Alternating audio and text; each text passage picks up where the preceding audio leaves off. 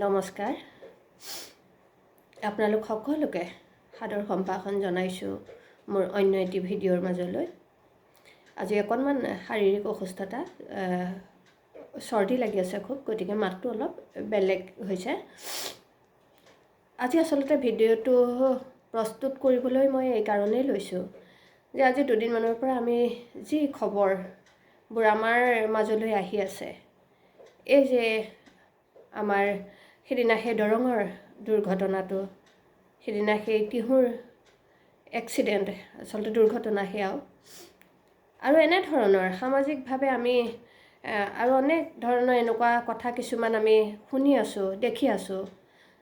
এই কথাখিনিয়ে সঁচা কথা কৈছোঁ, মাতৃ হিচাপে আমাৰ বুকুত গভীৰ বেদনাৰ সাজ পেলায়। আপোনালোক সকলোৱে এই অনুভৱত অনুভৱী আচলতে। গতিকে আজি মই ভিডিঅ'টোৰ জৰিয়তে নিজৰ অভিজ্ঞতাৰে অকণমান যিখিনি জানিছোঁ, যিখিনি বুজিছোঁ, অকণমান আপোনালোকৰ লগতো কথা পাতোঁ বুলিহে আচলতে মই ভিডিঅ'টো প্ৰস্তুত কৰিছোঁ। মোৰ বয়স বৰ্তমান 40ৰ দেওনা পাৰ হৈছে, গতিকে আমাতকৈ বহু অভিজ্ঞ যিসকলে ইতিমধ্যে 50 বা 60ৰ দেওনা পাৰ হৈছে, তেখেতসকলে নিজে নিজৰ সন্তানক ডাঙৰ কৰিছে বা তেওঁলোকৰ অভিজ্ঞতা আমাতকৈ যথেষ্ট পৰিপুষ্ট। আমি আচলতে শিকিবৰ কাৰণে, আমাৰ বয়সৰ বা আমাতকৈ সৰু সকলো শিকিবৰ কাৰণে বা জানিবৰ কাৰণে আমি আচলতে এটি বাৰ্তালাপৰ দৰেহে, অকলে যদিও মই ভিডিঅ'টো প্ৰস্তুত কৰিছোঁ, এই ভিডিঅ'টোৰ জৰিয়তে আপোনালোকৰ পৰাও আমি সুপৰামৰ্শ আশা কৰিছোঁ। আমি জনা বা মই নিজে বুজা দুটিমান কথা আপোনালোকৰ লগতো মই শ্বেয়াৰ কৰোঁ, এই বুলি ভাবি এই ভিডিঅ'টো মাজলৈ আগবাঢ়িছোঁ। আহকচোন, আপোনালোকে যদি ক'ৰবাত ভুল হয় শুধৰাই দিব, আৰু এইখিনি মানি ল'বলৈ আমি অকণো কুণ্ঠাবোধ নকৰোঁ। আপোনালোকে ভুলখিনি আঙুলিয়াই দিব। আচলতে আমি মাতৃসকল, বিশেষকৈ এটি শিশু অৱস্থাৰ পৰাই আমি ল'ৰা ছোৱালীবোৰক যেতিয়া ডাঙৰ কৰি আনো, এই ডাঙৰ কৰি আনোতেই আমি আচলতে তেওঁলোকৰ অপৰাধবোৰ ধৰা পৰে কিশোৰ অৱস্থাত। কিশোৰ অৱস্থাৰ পৰা লাহে লাহে অপৰাধ ধৰা পৰিবলৈ আৰম্ভ কৰে। কিন্তু আচলতে ৰোগটো শিশু অৱস্থাৰ পৰাই গঠন হয়। শিশু অৱস্থাত যিখিনি কৰে সেইখিনিক আমি আচলতে ধেমালি বা হাঁহি কিছুমান কথা আমি উৰুৱাই দিওঁ। এই বিষয়ে আচলতে শিক্ষকতাৰ বৃত্তিৰ লগত যিসকল জড়িত, তেখেতসকলে আমাতকৈ বেছি অভিজ্ঞ, বেছিকৈ জানিব। তথাপিও নিজে কিছুমান কথা দেখি শুনি আমি আচলতে ভাবোঁ যে এই শিশু অৱস্থাৰ পৰাই আচলতে এনেধৰণৰ কিছুমান সামাজিক ব্যাধি তেওঁলোকৰ মনত আহে বা এইখিনি প্ৰকাশো কৰে। কিন্তু আমাৰ বুজাৰ অকণমান অক্ষমতাৰ কাৰণেই হয়তো পাছৰ পৰ্যায়লৈ সেইখিনি অপৰাধলৈ পৰ্যবসিত হয়গৈ। কিশোৰ অৱস্থাৰ পৰাই যিখিনি আমি ধৰা পেলাই তেওঁলোকক গালি পাৰিবলৈ আৰম্ভ কৰোঁ, তেওঁলোকক শুধৰাবলৈ চেষ্টা কৰোঁ, তথাপিও কেতিয়াবা কিছুমান পোন হয়, কিছুমান সেই বেকা হৈয়ে আগবাঢ়ি গুচি যায় জীৱন পথত। আমি আচলতে আমাৰ যিখিনি হিন্দু ধৰ্মাৱলম্বী লোকসকল আছে, আমি শাস্ত্ৰত এই বিষয়েও আচলতে বহু কথা ইতিমধ্যে আমি পাইছোঁ বা দেখি আহিছোঁ।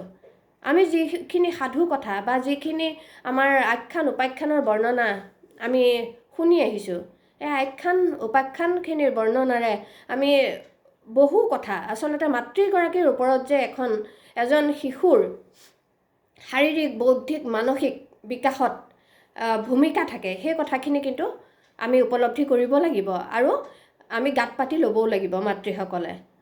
আজি আপোনালোকে চাওক, আপোনালোকে নিজেও জানে বা আমিও জানো যে আৰম্ভণিতেই হিৰণ্যাক্ষ আৰু হিৰণ্যকশিপু জন্মৰ যিখিনি ৰহস্য, দিতি আৰু কশ্যপৰ দুই পুত্ৰ হিৰণ্যাক্ষ আৰু হিৰণ্যকশিপু, জন্ম ৰহস্যখিনি আপোনালোক অভিজ্ঞসকলে নিশ্চয় জানে, বা নাজানে যদিও আপোনালোকে অকণমান ভাগৱতত চালেও বুজি পাব যে দিতিৰ অকণমান অপৰাধৰ কাৰণে আচলতে হিৰণ্যাক্ষ আৰু হিৰণ্যকশিপুৰ দৰে দুটি পুত্ৰ জন্ম হৈছিল। আৰু এই কথাখিনিৰ ভয়ানক পৰিণতি পিছৰ পৰ্যায়লৈকে থাকিছিল। তাৰপিছতে আমি চাব পাৰোঁ ৰাৱণৰ জন্ম ৰহস্যৰ কথাখিনিও। ৰাৱণৰ মাতৃ আছিল ৰাক্ষস কুলৰ, আৰু পিতৃ আছিল বিশ্বৰ্গা ঋষি ব্ৰাহ্মণ। গতিকে মাতৃৰ ওপৰত কিমান নিৰ্ভৰ কৰে আপোনালোকে ৰাৱণৰ বিষয়ে জানিলে বা হিৰণ্যাক্ষ হিৰণ্যকশিপুৰ বিষয়ে যিখিনি জানে, গতিকে অনুভৱ কৰিব পাৰিব যে কথাখিনি আচলতে সঁচাকৈয়ে মাতৃগৰাকীৰ ওপৰত নিৰ্ভৰশীল হয় নে নহয় কথাখিনি। তাৰপিছত আমি চাব পাৰোঁ, আমি সৰু থাকোঁতেই মইনা পাৰিজাতৰ যেতিয়া অধিৱেশন বা এনেধৰণৰ যিখিনি অনুষ্ঠান হয়, সৰু থাকোঁতে আমাৰ প্ৰিয় সাধু আছিল ধ্ৰুৱৰ সাধু, প্ৰহ্লাদৰ কথা, ধ্ৰুৱৰ কথা, এইখিনি আমি সাধু আকাৰে শুনো। এই কথাখিনিত আপোনালোকে অনুভৱ কৰেনে বা আমি অনুভৱ কৰিবলগীয়া কথাটো কি আছিল যে ধ্ৰুৱৰ পিতৃ উত্তানপাদ ৰজা আৰু মাতৃ আছিল সুনীতি। আৰু উত্তানপাদ ৰজাৰ দুগৰাকী পত্নীৰ এগৰাকী সুনীতি আৰু এগৰাকী সুৰুচি। নাম দুটাই কেনেকুৱা ধৰণৰ তাৎপৰ্য বহন কৰে চাওকচোন। ধ্ৰুৱৰ মাক সুনীতিয়ে ধ্ৰুৱক শিকাইছিল নীতি, কেনেকৈ সুনীতিৰে জীৱন পথত আগবাঢ়ি যাব লাগে। হিংসা দেশৰ বিপৰীতে তেওঁক শিকাইছিলে যে ভগৱন্তৰ ওচৰত চিন্তা কৰি তুমি আগবাঢ়ি যাবা, জীৱন পথত এদিন কৃতকাৰ্য হ'বা। অহৰ্নিশে মাতৃয়ে শিকোৱা সেই কথাখিনিয়ে কিন্তু তেওঁক বেছি প্ৰভাৱ পেলালে। একেদৰে উত্তানপাদ ৰজাৰ দ্বিতীয়গৰাকী পত্নী সুৰুচিয়ে উত্তমক কি শিকালে, যিখিনি ৰুচিবোধ, যিখিনি আচলতে ৰুচিবোধৰ পৰা আমি আঁতৰি নীতিবোধলৈ আমি আহিব লাগিব। সুৰুচি আৰু সুনীতি নাম দুটাৰ মাজতে যেন বহুতখিনি তাৎপৰ্য লুকাই থাকে। গতিকে আপোনালোকক বহলাই ক'ব নালাগে, আপোনালোকে জানেই, মই মনত আহি থকা কথাখিনিহে আচলতে প্ৰকাশ কৰিব খুজিছোঁ। ইফালে প্ৰহ্লাদৰ কথাখিনিও আমিতো জানোৱেই সকলোৱে। গতিকে এই কথাখিনিত আপোনালোকে অনুভৱ কৰকচোন, মাক এগৰাকীৰ জৰিয়তে এজন সন্তান ভৱিষ্যত জীৱনত কেনেধৰণে উজ্জ্বলৰ পৰা উজ্জ্বলতৰ হৈ উঠে, এই কথাখিনিত প্ৰত্যেকগৰাকী মাকৰ অৱদানখিনি কিন্তু যথেষ্ট আছে। সেয়া অপৰাধৰ ফালেই হওক বা ভাল দিশৰ ফালেই হওক। তাৰোপৰি অভিমন্যুৰ কথা আমি জানো। অভিমন্যুৱে আচলতে দেউতাকৰ পৰা শিকা হ'লে, দেউতাকৰ আদৰ্শৰে বা দেউতাকৰ কথাখিনিৰে যদি আগবাঢ়ি গ'লহেঁতেন, দেউতাকৰ কথাৰে আগবাঢ়ি যোৱা হ'লে হয়তো অভিমন্যুৱে চক্ৰবেহু ভেদ কৰি আহিবও পাৰিলেহেঁতেন। কিন্তু মাতৃগৰ্ভৰ পৰাই এটি শিশুৱে যি শিকিবলৈ আৰম্ভ কৰে, মাতৃগৰ্ভত তেওঁ কি শিকিলে যে চক্ৰবেহুলৈ কেনেকৈ সোমাই যাব লাগে, সিমানখিনি কথা অভিমন্যুৱে শিকিছিল। আৰু যাৰ ফলশ্ৰুতিত আজিও আমি মহাভাৰতৰ সেই কাহিনী চালে পঢ়িলে দুচকু লোটকেৰে ভৰি পৰে। অভিমন্যুৰ দুখৰে আমিও দুখী হৈ পৰোঁ।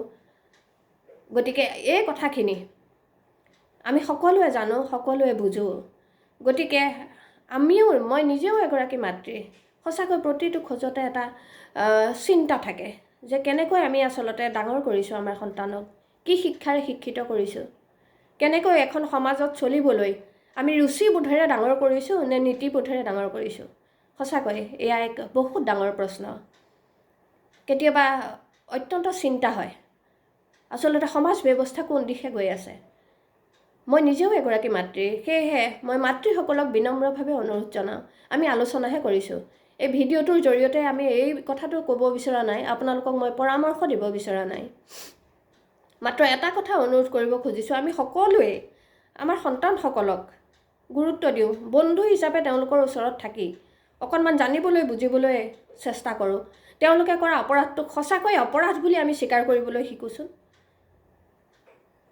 তেতিয়া হয়তো এনেধৰণৰ দুখ কিছুমান আমাৰ সমাজত আহি নপৰিব বা সমাজখনৰ যি উচ্ছৃংখল পৰিৱেশ এটাৰ সৃষ্টি হৈছে লাহে লাহে, এই ড্ৰাগছেই হওক,